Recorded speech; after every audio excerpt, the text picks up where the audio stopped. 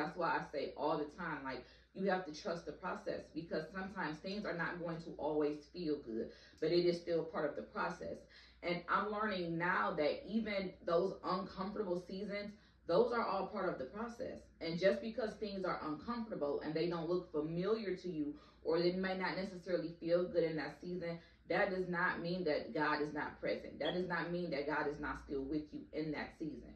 Years old, God gave Joseph a dream that he was going to one day be a ruler.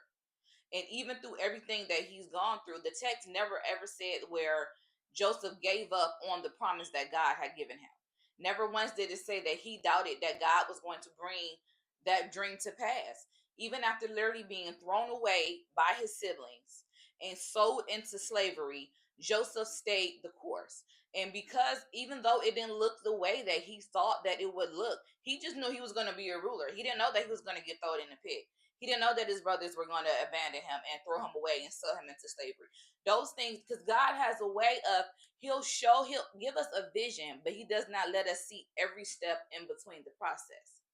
Cases, the fear of discomfort is what stops most people from taking the step to the next level or pursuing the dream. Because what you don't realize is, in any process, in any growing process, in anything, you're going to have to experience some type of season of discomfort.